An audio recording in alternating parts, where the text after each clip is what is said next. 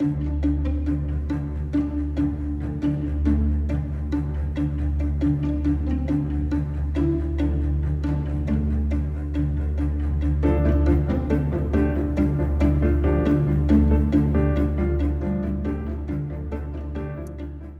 everybody. Welcome back to How to Fix Democracy, the show about the future of democracy. This year, we're focusing on the future of democracy, if there is indeed a future of democracy in America, as we lead up to the November 2022 elections.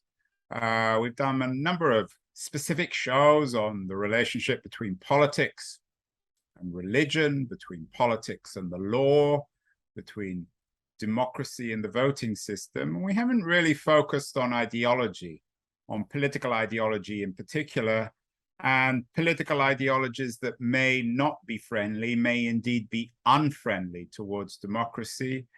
And those political ideologies may indeed be the biggest problem for American democracy of the future. My guest today, Darrell West, is one of Washington, D.C.'s most respected political analysts, writers. He's at the Brookings Institution, and he has a new book out, Power Politics, Trump and the Assault on American Democracy.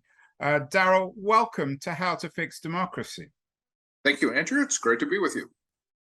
I don't want to turn this conversation, Darrell, into a conversation about Donald Trump. And I know you haven't wanted to make your book, Power Politics, about Trump. It's a book about Trumpism versus Trump. How would you distinguish between the two? Trumpism is the philosophy that undergirds a lot of the things that Trump is doing. So it's very heavy on populism, appeals to ultra-nationalism, kind of a sense that things in America are fundamentally off course and we need major changes in order to get it back online. And so if Trump retired tomorrow, we would still have Trumpism.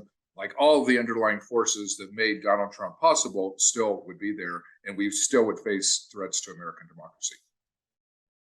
Darrell, is Trumpism just a phenomenon on the right, or does it exist on the left too? Earlier this year, I talked to two Washington insiders. I'm sure you know them, Peter Wehner and Jonathan Rauch, who wrote a very influential piece in the New York Times earlier this year.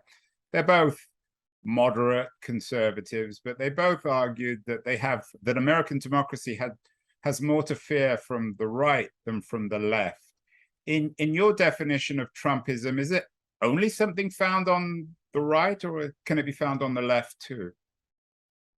I mean, we are seeing a rise both of illiberalism as well as some authoritarian sentiments among the general public. And you're right, there can be right-wing authoritarianism, but there also can be left-wing authoritarianism. I have a chapter in my book, Power Politics, on public opinion. So look at some of the survey evidence that is out there. And there is evidence of threats from both sides, but the threat from the right now is much bigger. Just on a numeric basis, there are probably 4 or 5 times as many right-wing authoritarians as there are left-wing authoritarians. Darrell, is Trumpism, is it innately hostile to democracy, or is it only hostile to a democracy that isn't friendly to the Trumpists? It doesn't have to be hostile to democracy. I mean, you can imagine a leader supporting some of the policy views that Trump has of working through the system, basically passing laws, issuing executive orders to restrict immigration. I mean, one could respect the rule of law and still be a populist. But what Trump has done is to basically push the boundaries and violate some of the long-held norms that constrain presidential power in America, act and talk in ways that American leaders typically have not acted and talked. And so he has kind of pushed the boundaries in ways that I think are particularly dangerous at this moment right now. Darrell, you bring up the P word, populism. Is there such a thing as a populism that's friendly to democracy? Are all populisms, if not hostile, certainly challenging towards representative democracy?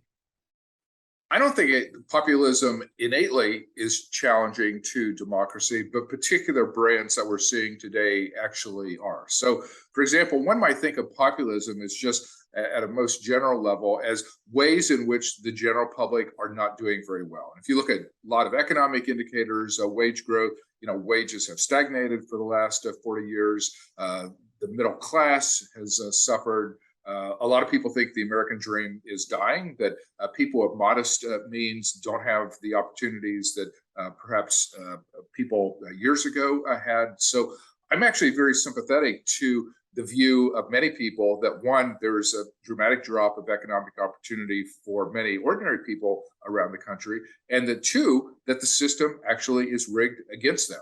Those are actually things that Trump talks about, Elizabeth Warren talks about, and I talk about in my book, and I think all three of us would actually be in agreement on those things. But then the problem comes in, what are the remedies? Like, how would one fix the decline of economic opportunities, and through what political means are you willing to use in order to achieve your means? And I think that is where Trump's type of populism goes off the rails, just in the sense of he's willing to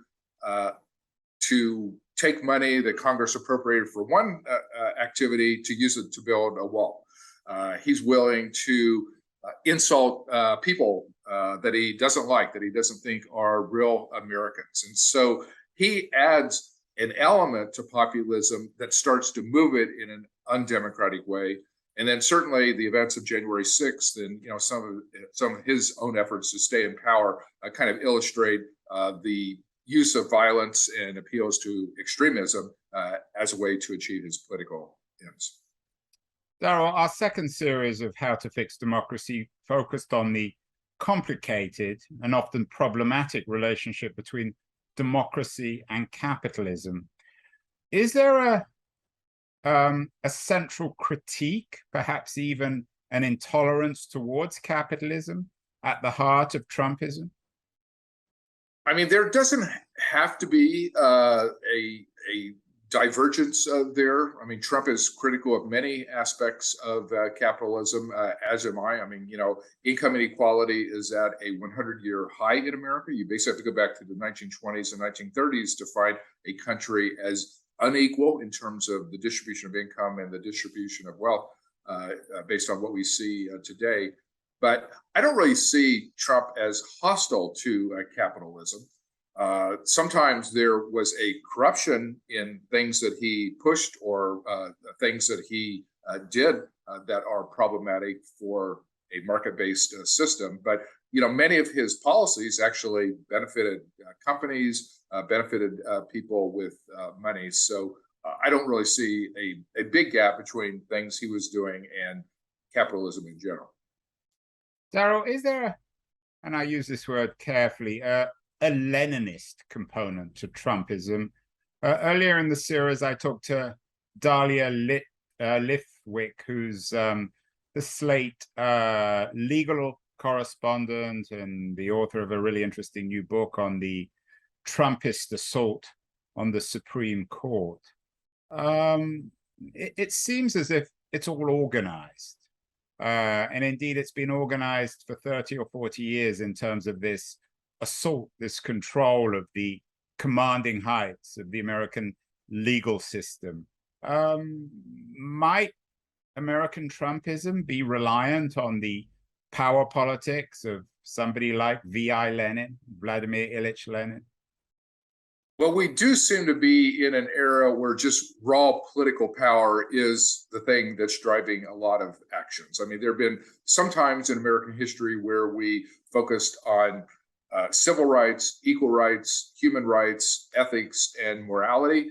And there is a sense that each side should be restrained in its pursuit of its particular political objectives, just out of respect for the rule of law and the system as a whole.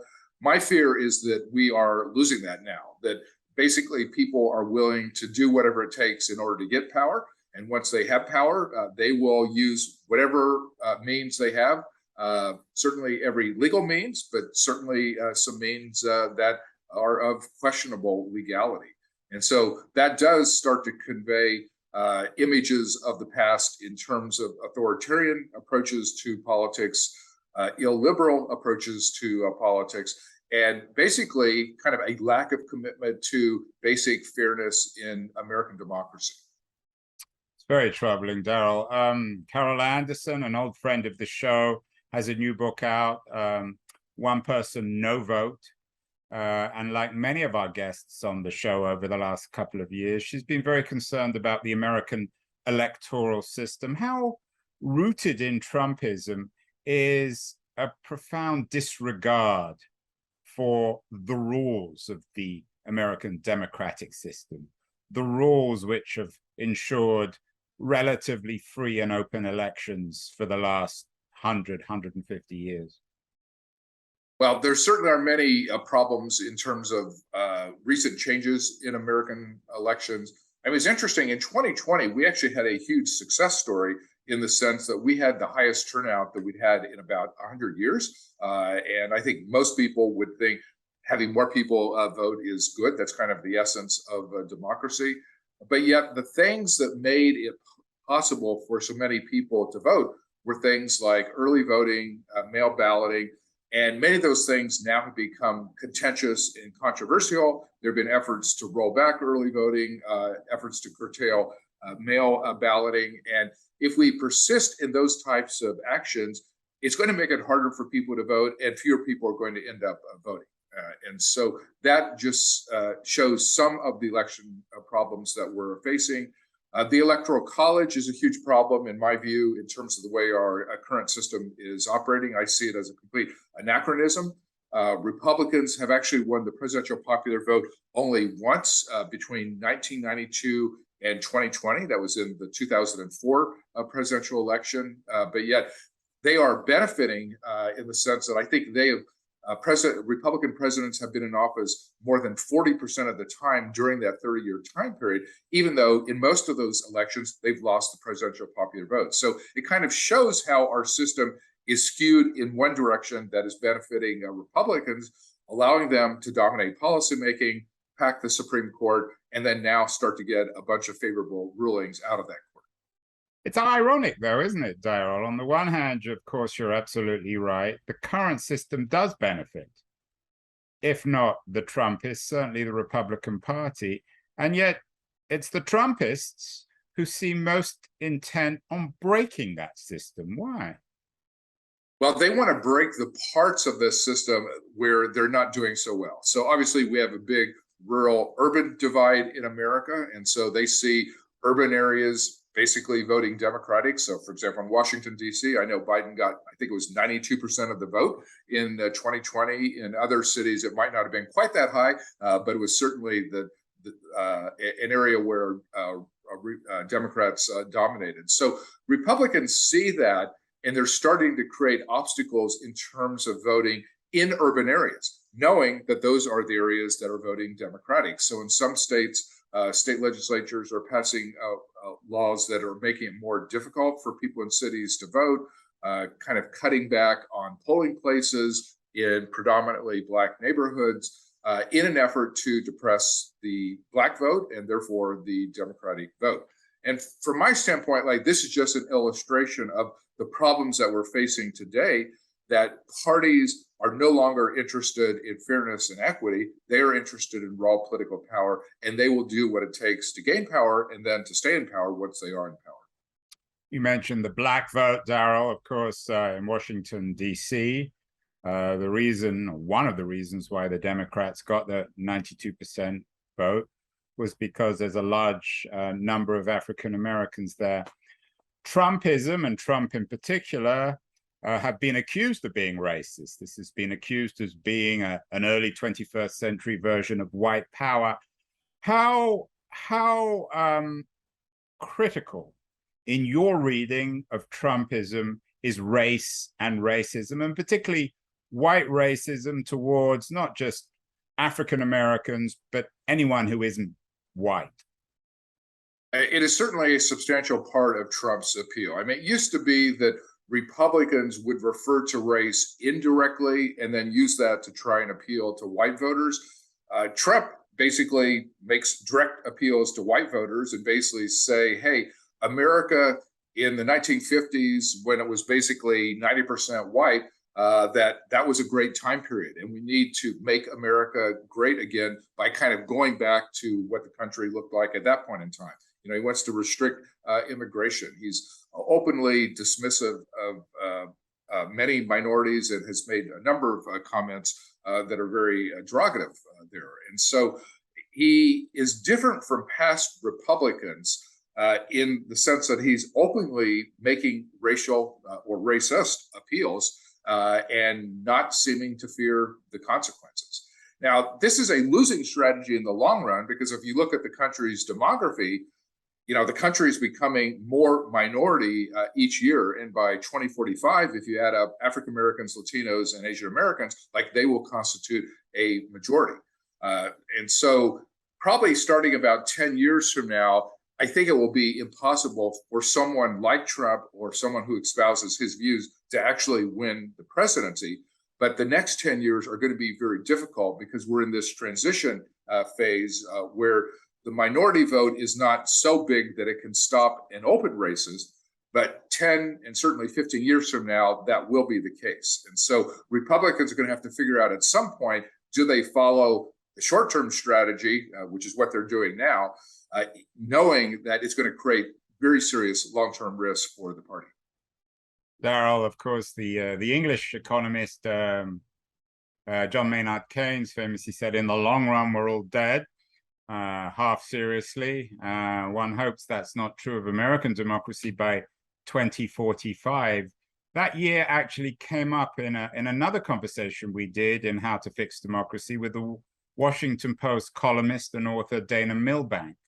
I'm sure you're familiar with his work. I know he's familiar with yours. Milbank makes the argument in his latest book, The Destructionists, that the tradition of Trumpism that you also write about in your book began with Newt Gingrich. Do you agree with Milbank that, of course, there was dog whistling in the age of Nixon and Reagan, but the modern version of Trumpism was born with Gingrich? Do you share Milbank's position on this? Actually, I do share his view on that, because what Gingrich did was really push hardball politics in a much more confrontational direction. I mean, politics in DC had always had this kind of genteel edge to it, where the parties competed over public policy, but yet they were restrained in the way in which they attacked the opposition. What Gingrich showed was you can attack the opposition and actually gain political points out of that. And so he taught a whole generation of politicians, kind of both Republicans and Democrats, that attack politics could actually be very effective politically. And since then, in the last 20 years, we've seen attack politics, politics of personal destruction become much more prevalent, and politics has just become nastier and more extreme. And so Trump is a logical culmination of some of the things that Newt Gingrich started with many years ago. We haven't had Gingrich on the show, and I don't suppose he would come on if he was invited. But my guess is that he might respond to your remark saying, well, yes, I did break the gentility of American politics, which was upper class, dominated by Washington insiders who work at organizations like the Brookings Institute. And that's not a bad thing for democracy. Who wants the Darrell Wests of the world running American democracy? How would you respond to that kind of critique? I mean, I'm certainly sympathetic to the idea that we need to think outside the box. We need to think about big ideas. And I would actually give credit to Gingrich as being somebody who thinks big. Personally, I think our problems are big right now, and so the solutions are going to have to be big. But there's a difference between thinking out of the box and thinking big in terms of public policy solutions and being nasty with your opponents. I mean, today there's so many ways that one can harm opponents through digital means, because all of us are living so much of our lives online, and there's very little personal privacy. And so the ability to embarrass, shame, or attack opponents through geolocation information or other means is much more substantial than what we had before. And so the potential assault on people is actually much more serious now than it was even when Gingrich started. Do you think that the social media unpleasantness of Trumpism is itself a threat to democracy? Do you think you need reasonably polite, genteel politicians, someone who respects their opponent, maybe a Joe Biden, if democracy is to be maintained? I mean, I don't think we need genteel politicians. Certainly, when you look at American history always has been kind of a rough and tumble type of thing. But I do think our social media environment and our whole information ecosystem has just become very toxic in ways that are unhealthy for democracy. People view their opponents not just as somebody who holds a different point of view, but as an enemy, someone to be destroyed, someone whose motives should be questioned, someone whose values aren't really in keeping with America. That, I think, is dangerous. Social media allows misinformation and disinformation to spread broadly. You know, people don't believe in climate change. We had many disputes over COVID vaccinations.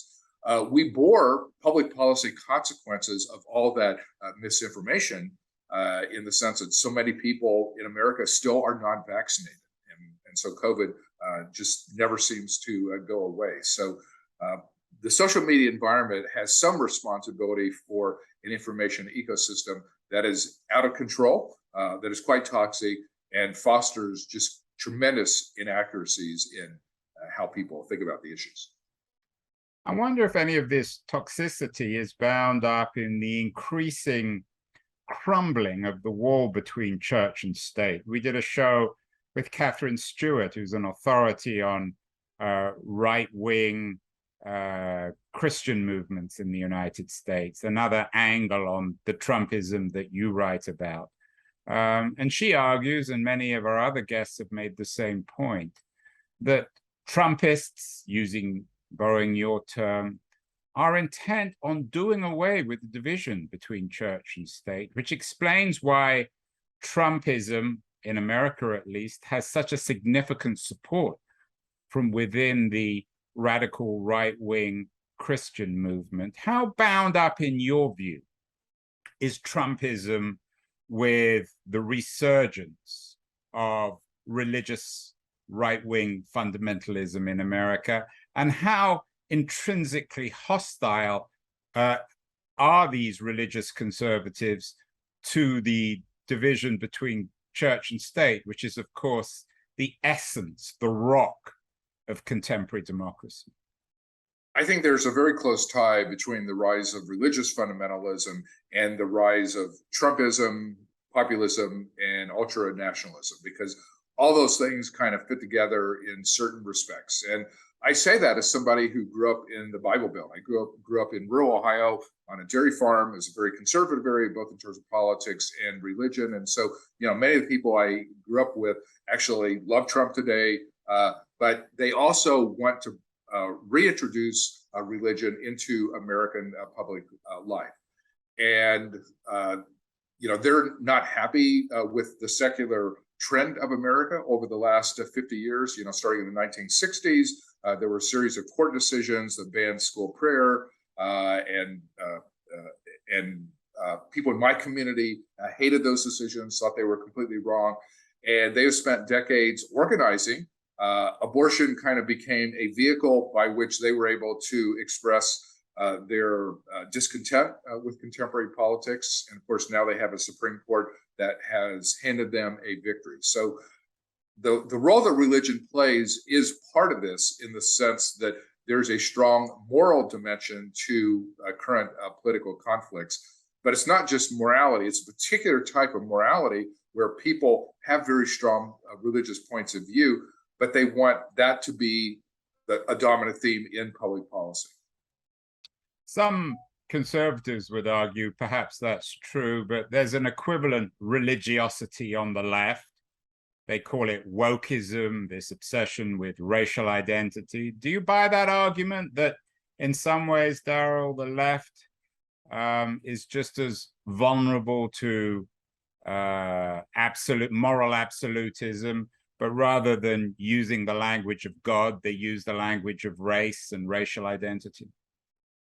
There certainly are types of intolerance on the left. I mean, before I came to Brookings, I taught political science for 26 years at Brown University, which is one of the most liberal universities in America.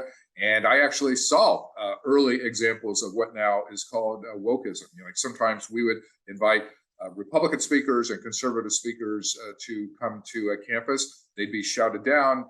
People in the audience would turn their back on them. They'd paint their wrists red to symbolize what they thought was a pro-military stance on the part of some of these conservative speakers. So I was always upset with that, because I always wanted our students to understand what was going on in the world, and you have to understand the views of a wide variety of people. Like, you don't want to just have people understand the points of view of liberal speakers. So I do think that is a problem. I think that problem on college campuses actually has gotten worse since I left, which was now almost 15 years ago. So, Darrell, what are we going to do about this? We have a political crisis, a crisis of inequality, a crisis where large groups of people in the country are trying to do away with the division between church and state. We have one of the major political parties, which seems to have been, in some ways, taken over by a faction of Leninists and Leninism. Can democracy in America be saved, Darrell? Yes. Even though I'm a short-term pessimist, I'm a long-term optimist. The problems that we see in American politics today in terms of polarization, extremism, and radicalization unfolded over the last 40 years. So they're not going away in the next 2 years or the next 4 years. But I like to point out that because of changing demography and also just changes in generational politics, America 5 and 10 years from now is likely to be very different than it is today. So there are many things today that seem completely impossible, like getting rid of the Electoral College, which I personally think we need to do. In 10 years, I think it might be quite possible to get rid of the Electoral College. In fact, when Texas starts to really turn purple, and if Democrats ever start to be really competitive at the presidential level in Texas politics, even Republicans are going to want to get rid of the Electoral College, because if New York, California, and Texas vote Democratic, there's never going to be another Republican president. So I do think our politics are going to change in fundamental ways. Our ability to address climate change is going to improve. The interest in improving economic opportunity in America is going to increase. Ironically, there actually are points of agreement between liberals and conservatives about the loss of the American dream. I actually think both sides are in agreement on that. It's just they have very different remedies on how to promote economic opportunity. What about the complexity of racial politics, Darrell? And I take your point on America being more diverse by 2045, but who's to say, for example, that by 2045, the majority of American Hispanic voters won't be voting for the next version of Trump and won't be a part of the Trumpist coalition? Well, there certainly are no guarantees, and Republicans are making very major efforts now to win back the Latino vote. But, you know, when you look at African Americans, typically 90% of African Americans are voting Democratic. When you look at Latinos, about 2/3 of them in most recent elections have voted Democratic. And then Asian Americans still are voting Democratic. So Republicans have made some gains in the sense of perhaps lowering the Latino vote for Democrats from, say, 70% to the low 60s, and they count that as a victory.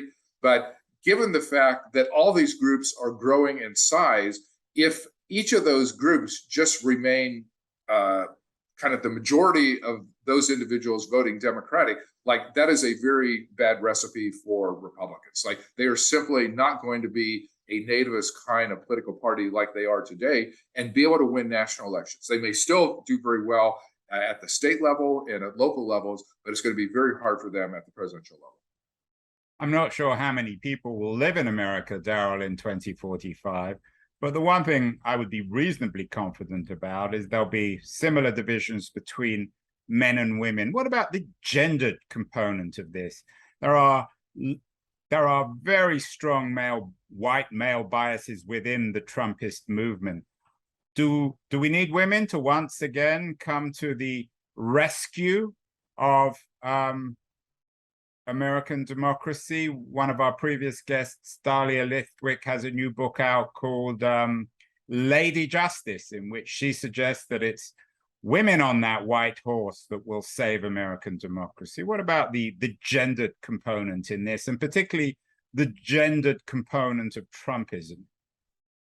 I think women actually do have the potential to save American democracy, and there are some things they already are doing to save American democracy.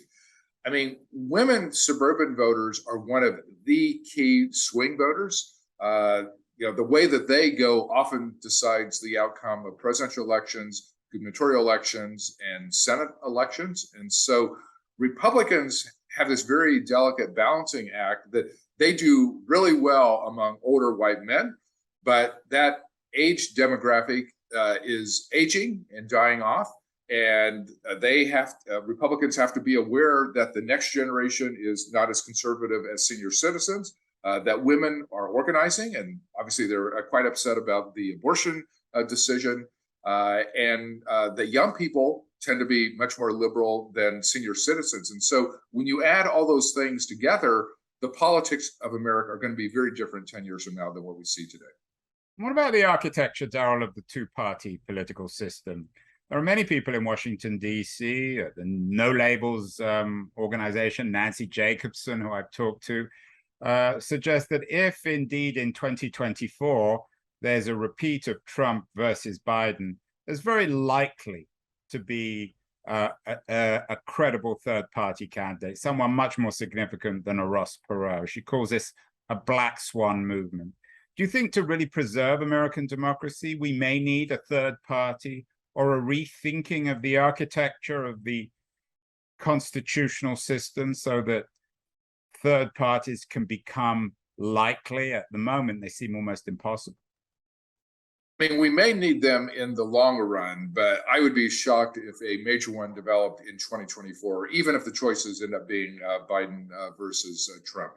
And I agree that there would be lots of people who are dissatisfied with that choice. But in a highly polarized era where there is the risk of extremism on both sides, it really crowds out the opportunity for any moderate party, centrist party, or other type of third party to do well. And so I think it's what polarization does is it basically forces people into a choice between the left and the right, and people have to choose within those confines. So many of the state election laws are geared against third parties, which is the reason we haven't had them. I mean, the independent group is a very substantial group, and so you would have thought just on a public opinion basis that we would have had a significant third party years ago, but it doesn't happen because of all the legal barriers. They are still going to be there in 2024, and the choice between a Biden and a Trump or a Trump wannabe is going to basically, I think, suck out the oxygen from any possible third party. What about changes in the system, whether it's citizen assemblies? We spent some time thinking about those for how to fix democracy, or a different kind of electoral system rather than a first past the post system, a list system. Do you think that any of those structural reforms are necessary to bolster American democracy? Absolutely. And those types of structural changes are as American as apple pie. When you look historically, our country has always experimented with different approaches to elections. Progressives at the turn of the 20th century were upset about the corruption there. And so they developed the political primary to kind of allow the public to have more of a voice as opposed to the party bosses. They also developed the idea of a referendum where people could vote directly on matters of public policy. And so we've always experimented. We're actually seeing a lot of experiments at the state and local level. There are a number of places in New York City as well as elsewhere that have ranked choice where people can kind of rate the candidates and vote for more than one. And that is actually, I think, a very worthwhile type of reform to be thinking about, because it's extremist candidates who would be the least likely to do well under that type of system.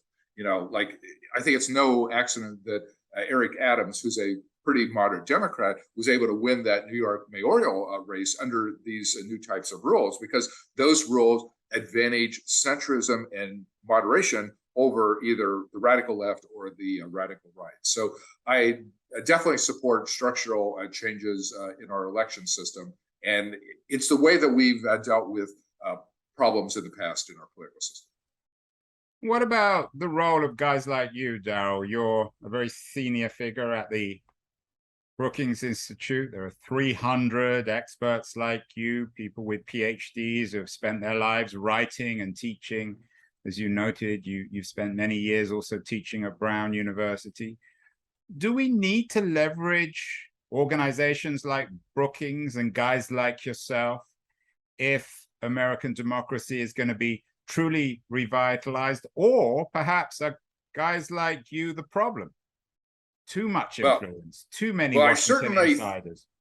Well, I certainly think there still is a role for expertise, not just in terms of academic expertise, but technical expertise, medical expertise, and scientific expertise. I actually think those are the things that made America great in the era following 1945, when America basically became the leading country in terms of science, and then now digital technology. So we don't want to give up the qualities that actually did make America great during that time period. But that does not mean that I support an elite-based view of American politics. Coming from rural America, I'm actually as suspicious of elites as anyone else. And in fact, I do think elites have made some very bad choices. The trade deals that have been very prevalent in the United States over the last couple of decades sold American manufacturing jobs down the river, created this lack of economic opportunity for the middle class. Elites have made bad decisions, and that's the reason we have elections. And my goal is to have as many people as possible vote, and that even includes people all across the political spectrum whose views may differ substantially from me. But the more people who vote, the better off we are. And elections then can allow the public to weigh in. And if they think elites are recommending bad policies, they can make choices that countermand that. It's funny, the more we talk, Darrell, the more, in some ways, a Trumpist you sound. You talk about our failed trade policy, the crisis of capitalism. Is the problem then with Trumpism the wrapper? Do we just simply need parties to wrap it in a more civil or civic way, and then democracy can be saved? Well, we want somebody who restores economic opportunity, who fights a rigged political and economic system. So, if that's Trumpism, those are things that I would support. But, Trump does so many other things of being racist, using unfair tactics, encouraging violence. Obviously, those are things that are terrible and very destructive of American democracy. But, in 2016, Trump campaigned on the platform that we needed to restore the American dream and that the system was rigged. And I, at the time, thought he was absolutely right on that. There are other politicians like Elizabeth Warren who say exactly the same thing. We need to take those problems seriously, because those, from my standpoint, are the things that are actually fueling Trumpism, populism, and ultra-nationalism. And if we don't deal with these basic structural issues, it is going to be very hard to save American democracy. Darrell, do you think we might need to retire the phrase American dream? It's always been a fiction. It's always been used on behalf of one group to exploit others, whether they're slaves or blacks or women. Do you think that's a useful term for the future of American democracy? I do, because I actually think it is a myth today. But when I was growing up, it actually was not a myth. If you look at patterns of income inequality in America, the most egalitarian point in American history was actually 1976. That was when the percent of national income controlled by the top 1% was at a low point. It was about 8%. Today, it's like 22, 23, or 24%. So we are 3 times as inegalitarian today as we were then. So during that time period, it actually was possible for someone of modest means, such as myself, to get a good education, to have lots of opportunities, and then to do well in one's career. Well, when I look at my nieces and nephews who grew up in exactly the same place I did, attended the very same high school that I did, in some cases attended the very same university that I did, it's a lot harder for them just because there are many fewer opportunities. So I want to go back to that period from 1945 through the late 70s, when the American dream actually was alive and there were people of modest means who were able to do well. It's funny you bring up the 70s. There's lots of warnings in the press that we're returning to those stagflationary days. I'm not sure of what the economic stats were for 1976, but in economic terms, it wasn't a golden period. Finally, Darrell, do we go back? Is that possible to go back to Roosevelt, to go back to FDR, to go back to Johnson and the Great Society? Is that possible? Can we really rewind the clock in American democracy?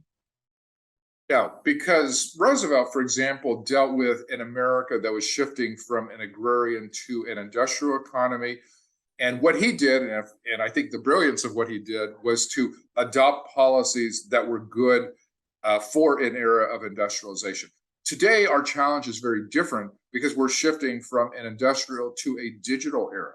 The challenges are different. The public policies that we need are going to be different. We basically need a new social contract with one another. There are too many employers that basically now rely on temporary employees, independent contractors, who they love because they don't have to pay benefits to. Like, they pay them money, but no benefits. So the digital era poses a lot of different problems. So you can't just go back to Roosevelt and or Lyndon Johnson, because those eras were different. The challenges were different. We need new solutions for a digital world. Well, let's end with a vision of 2045. Darrell, you said that if we can get to 2045, American democracy might be able to survive. You've talked about the digital revolution as being the thing that will distinguish 2045 from 1945. What could American democracy, a digital democracy, look like in 2045? Well, it has to be more inclusive, not just from a political standpoint, but from an economic standpoint. The problem with technology right now is it's actually furthering inequality. Like, one of the reasons we have such a high level of inequality now is digital technology. You know, it creates great wealth, but it actually doesn't create very many jobs. If you look at all the major tech companies, they do not employ anywhere near what General Motors did in its heyday, AT&T did in its heyday, et cetera, et cetera. And so we need policies that are going to close the digital divide so that more people can gain the benefits of digital technology. But we also need to deal with the way in which technology right now is furthering inequality. And that basically means new tax policies and new social policies. I mean, there are a lot of big companies, including large tech companies, where they're paying an effective tax rate of like 5 or 10%. You and I pay a much higher rate than that, I am sure. And so that is just completely unfair. So those are the types of things we should be focused on right now.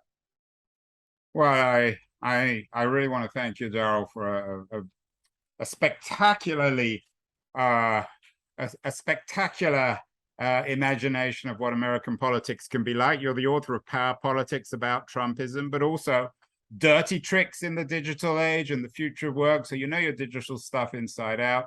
Thank you so much for this tremendously educational and in some ways uplifting conversation about the future of American democracy. From everybody at How to Fix Democracy, I want to thank you very, very much. Thank you very much, Andrew.